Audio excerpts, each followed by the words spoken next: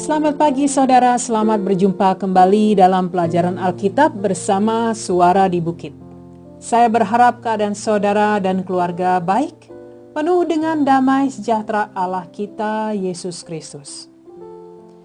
Saudara seiman, seringkali mungkin kita melihat sesuatu yang dianggap sepele dan tidak penting, namun dapat membawa perubahan yang besar. Tuhan seringkali memilih hal-hal yang kecil untuk menyelesaikan hal-hal yang besar sesuai dengan rencananya.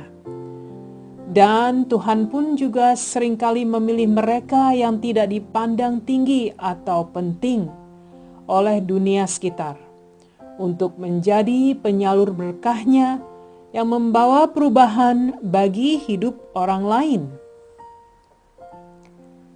Kali ini kita akan belajar dari bacaan Alkitab Perjanjian Lama, yaitu 1 Samuel 17 ayat 48 sampai 51 tentang perkelahian Daud dengan Goliat.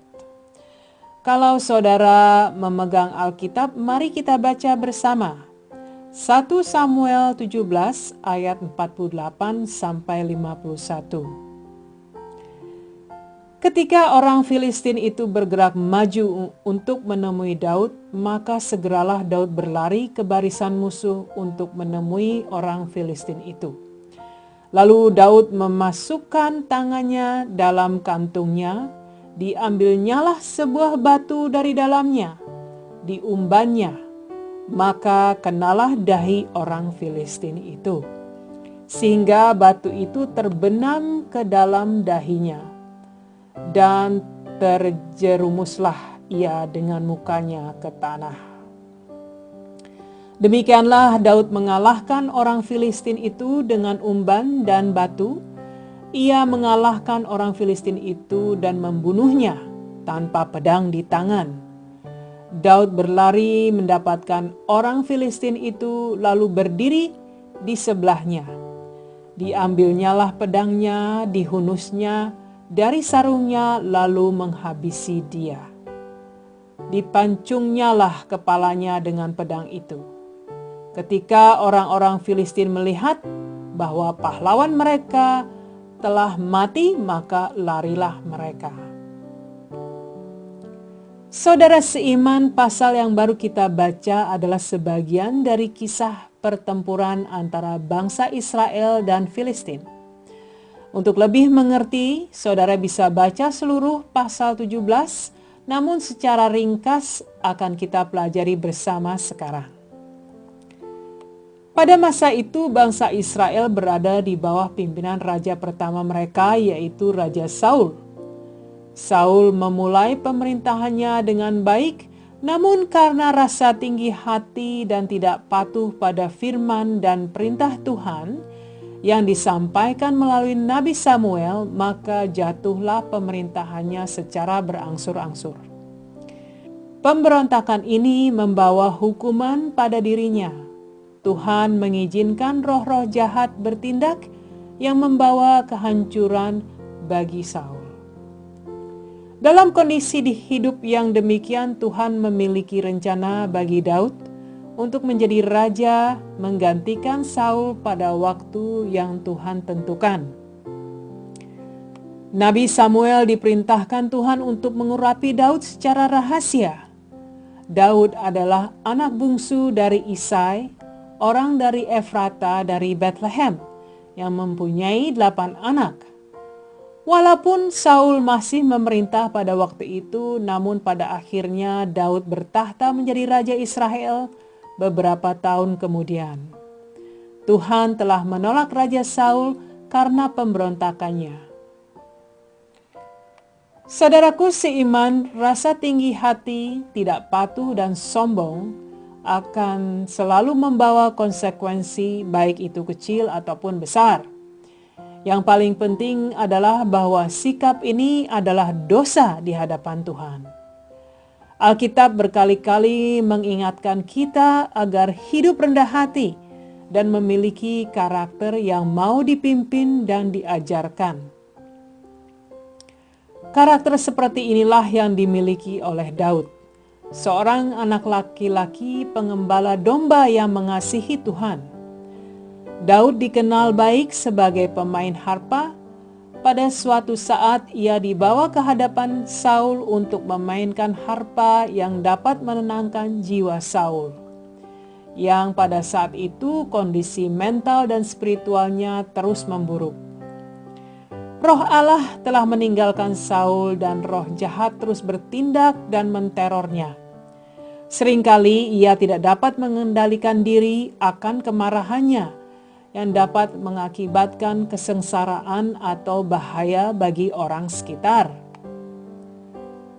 Alkitab menuliskan bahwa roh Allah menenangkan jiwa Saul yang membebaskan ia sementara waktu dari segala teror dan penindasan roh jahat pada saat Daud memainkan harpa. Dari sinilah mulai tumbuh hubungan baik antara Saul dan Daud. Namun pada akhirnya hubungan baik ini tidak bertahan lama. Saul sangat menyukai Daud akan segala hal yang diperbuat untuknya. Kembali saudara pada pasal yang kita pelajari, pada saat tentara Filistin menyatu dan bersiap untuk bertempur, mereka berkemah di Efes Damim. Sementara itulah tentara Israel di bawah pimpinan Saul berkemah di lembah Tarbantin yang terpisahkan oleh gunung di antara mereka. Ada seorang Filistin bernama Goliat berasal dari Gad yang dipandang sebagai pahlawan besar bagi pasukan tentara mereka. Ia begitu besar yang tingginya lebih dari 6 hasta, yaitu kira-kira 2,7 meter. Boleh dikatakan ia adalah pahlawan raksasa bagi bangsa Filistin. Kehadirannya membuat Saul dan tentaranya menjadi takut. Pada suatu kesempatan, Daud datang untuk membawa makanan ke perkemahan tentara Israel. Disitulah ia menyadari bahwa Goliat adalah musuh besar mereka, musuh besar tentara Israel. Hati Daud tergerak dan ia menawarkan diri, bahkan memohon pada Saul untuk mengizinkan ia bertarung dengan Goliat. Walau pada awalnya Saul tidak yakin akan kemampuan anak muda pengembala domba ini, maka akhirnya ia mengizinkan Daud untuk menghadapi Goliat. Daud mengatakan pada Saul yang tertulis di ayat 37, Tuhan yang telah melepaskan aku dari cakar singa dan dari cakar beruang, Dia juga akan melepaskan aku dari tangan orang Filistin itu. Kata Saul kepada Daud, pergilah, Tuhan menyertai engkau. Sudah menjadi tradisi dalam pertempuran di masa itu bahwa kedua pasukan harus memilih satu orang tentara yang mewakili masing-masing pasukan untuk bertarung dan yang menang akan menguasai yang lain. Hal ini dilakukan untuk menghindari pertumpahan darah dalam pertempuran. Di saat inilah Daud bertarung dengan Goliat.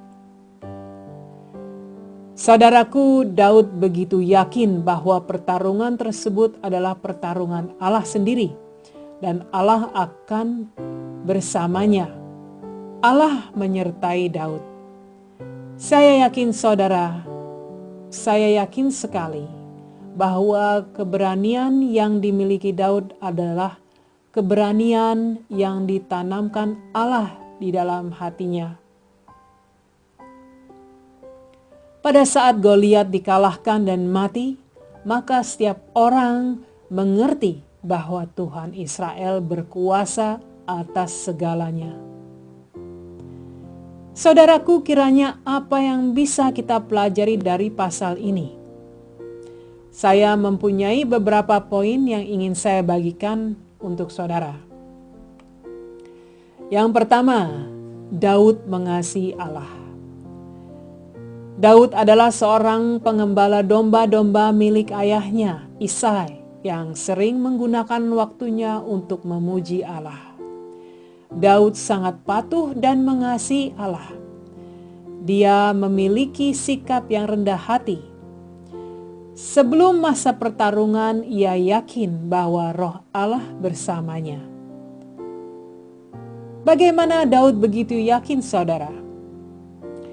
Karena ia mengenal Allah. Ia memiliki hubungan dengan Allah.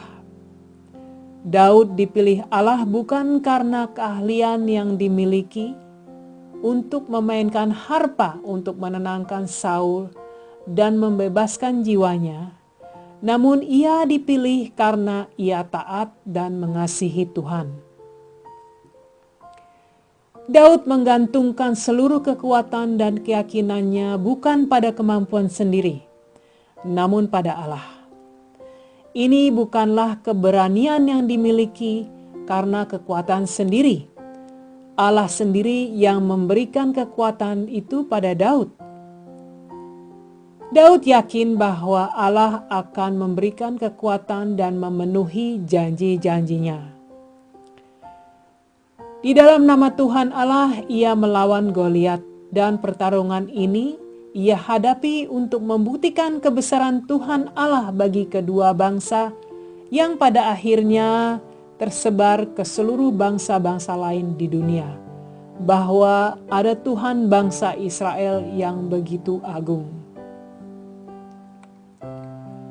Bagaimana dengan saudara? Apakah saudara menggantungkan segala kekuatan pada diri sendiri atau menggantungkan kekuatan saudara pada Tuhan untuk menghadapi jalan dan tantangan hidup ini? Dan apakah saudara serahkan sepenuhnya pada Tuhan hari-hari saudara akan segala hal yang saudara hadapi? Apakah saudara melakukan segala sesuatu untuk keagungan diri sendiri? Atau seperti Daud bahwa saudara lakukan segala tugas dan pekerjaan untuk keagungan Tuhan dan bukan untuk pujian diri sendiri? Hal ini berlaku juga pada saya, saudara. Apakah saya lakukan ini untuk kemuliaan Tuhan ataukah untuk mencari sanjungan dari pendengar? Yang kedua, Tuhan setia pada bangsa Israel. Pertarungan ini membuktikan bahwa Tuhan bangsa Israel setia pada bangsanya. Dan Tuhan pakai saat ini untuk menunjukkan kebesarannya di depan kedua bangsa, Israel dan Filistin. Pasal 17 menjelaskan secara detail semua persiapan yang harus dilakukan oleh tentara Israel. Hal ini menunjukkan bahwa Tuhan bukan hanya berbicara, namun Dia pun bertindak untuk orang-orang yang percaya. Mungkin ada dari saudara yang pernah menghadapi sesuatu yang membuat saudara khawatir atau takut. Saudara mungkin percaya bahwa Tuhan bersama saudara, dan Dia membimbing langkah saudara. Setelah beberapa waktu, akhirnya saudara menyaksikan sendiri perbuatan Allah yang telah menolong saudara. Dan disitulah saudara tahu bahwa Tuhan bukan hanya berfirman, namun Dia pun melakukan sesuatu yang menguatkan dan membuktikan kebenaran firman-Nya. Yang paling penting, hal ini sangat menguatkan iman saudara. Yang ketiga dan terakhir, iman pada Tuhan adalah sumber kekuatan. Daud telah mendapatkan kekuatan Tuhan dalam mengalahkan Goliat. Dalam perjanjian baru kita tidak bertarung dengan musuh darah dan daging. Efesus 6 ayat 12 menuliskan, karena perjuangan kita bukanlah melawan darah dan daging, tetapi melawan pemerintah-pemerintah, melawan penguasa-penguasa, melawan penghulu-penghulu dunia yang gelap ini, melawan roh-roh jahat di udara. Raksasa seperti Goliat yang kita hadapi adalah dosa kedagingan dan segala penguasa-penguasa dan roh-roh jahat yang ingin menghancurkan hidup orang-orang percaya. Mereka hanya bisa dikalahkan dengan iman pada pedang roh Allah, yaitu firman Allah. Mari saudara, mari kita terus menggantungkan segalanya bukan pada kekuatan sendiri, namun pada kekuatan Allah semata dalam doa dan pengertian firman. Tuhan Yesus Kristus telah mengalahkan kematian, yaitu hukuman atas dosa-dosa manusia. Dia telah memberikan kehidupan dalam Dia bagi orang-orang percaya, yaitu kehidupan penuh dengan kemenangan rohani. Mari kita berdoa saudara. Allah Bapa di sorga, begitu besar dan mulia Engkau Allah, kasih dan kesetiaan-Mu tak berkesudahan. Terima kasih Bapa akan kesempatan yang baik ini untuk dapat kembali lagi mempelajari firman suci-Mu.